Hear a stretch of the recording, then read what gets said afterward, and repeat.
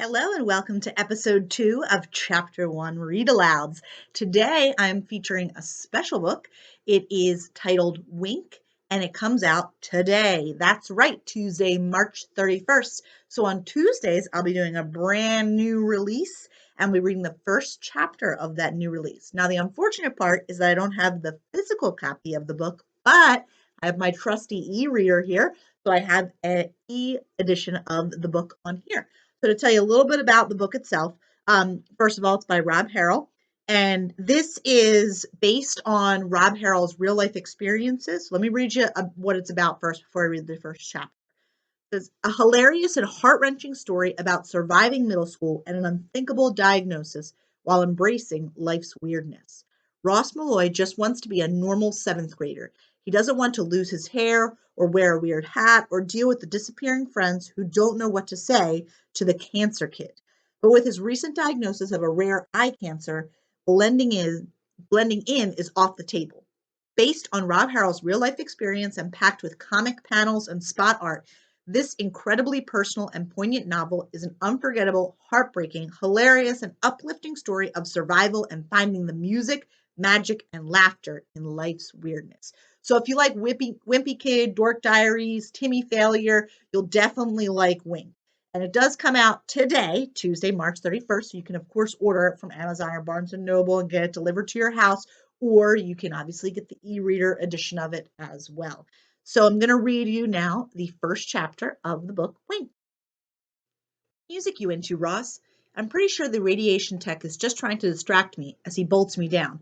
A hard plastic mesh mask over my neck and my head holds me still. They molded it to my face yesterday, and the tech struggles to click it onto the table. He scrunches his nose, pushing. Oh, anything, whatever, I mumble through my teeth. The hardened mask doesn't let my chin move much. The headpiece locks in, and the tech, Frank, gives my shoulder a bump with his fists. Come on, man. If you're going to lie here for half an hour, you need some tunes. I've got all kinds. Name something you like. There are no wrong answers. I scan my brain. You could. Can you just. KZAQ? Frank stops and doubles over at the waist like he's being gut punched. He hangs there, talking to the floor. Okay, no wrong answers, but that one. He straightens up and winces at me. Seriously, you like that top 40 garbage? It's what my parents have on all the time. So dorky. I try to look away casually, but my head won't budge. Frank stares before letting out an exaggerated sigh. Fine, but tomorrow, tell me what you like, not what mom and dad like. He walks over and fiddles with an old-timey boombox on a high wall shelf next to a teetering stack of CDs and cassette tapes. Seriously? There must be a gazillion dollars worth of equipment in here, and they can't afford an MP3 player? I notice a bit of tattoo peeking out from the arm of Frank Scrubs. A lizard tail, maybe? Or a tentacle? Beyonce fills the room, and suddenly Frank is all business. I know we went over this yesterday, but let's review.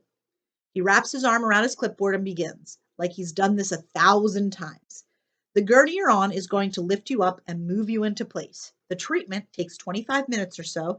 Keep your limbs and naughty bits inside the ride at all times.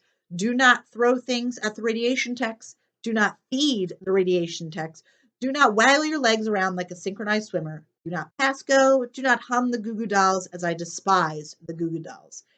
Frank steps aside to let the other tech, Callie, I think, reach in and mold some blue clay over the bridge of my nose. She smiles at me and tells me it's to protect my good eye from the beam. Then she pats my chest. I hope I don't look as nervous as I feel, because I feel like a rabbit in a trap. My face is hot. Okay, now for the important part. Frank is back. When I tell you, you're going to stare at the red X above you, the one we made over there by the big zapper yesterday. You'll see it when the machine slides you over. The mask prevents much of a nod, but he seems to catch it.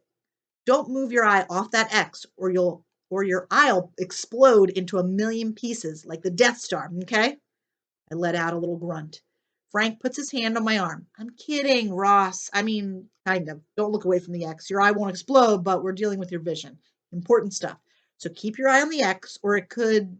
Just keep your eye on the X and you'll be fine. Callie steps back in with the U-shaped attachment that looks like part of a kid's car seat.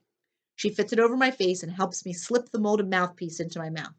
My teeth lock into it when I bite down, and she snaps the ends of the U to the table. Ka-chunk! The table is attached to a huge mechanical arm, like something out of Star Trek.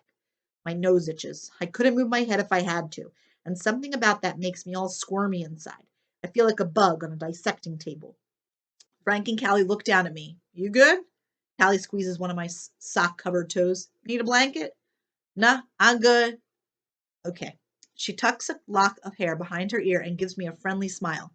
Everybody smiles a lot here, probably because they can tell I'm freaking out. We'll be right around the corner. You'll do great. Frank winks. No sweat, you'll see. They walk off to my left, but I can't turn my head to follow them. The lights dim slowly as Gwen Stefani starts singing about bananas. I'll admit it, it's a little freaky being the only one in here with all this machinery, all this stuff. I close my eyes and let out a long breath. It shudders as it slowly comes out, which somehow takes my nerves up another notch. All right, Frank's voice squawks through a tiny speaker. We're going to get started. Ross, just relax and keep your eye on the red X. You're about to go for a ride. After a few seconds of silence, there are loud bangs and a revving sound. The entire room, full of heavy machinery, comes to life with beeping and whirring and what might be big fans powering up. Maybe things heat up when the radiation gets going? I have no idea. Then the gurney shudders and I begin to rise. Frank comes through the speaker again. Houston, we have liftoff. And that was chapter 1 of the book Wink. So down below, you'll see a link to the author's webpage along with my email if you think that we should get this for the library, either at the 500 building or the middle school. Let me know by sending me an email. Otherwise, happy reading.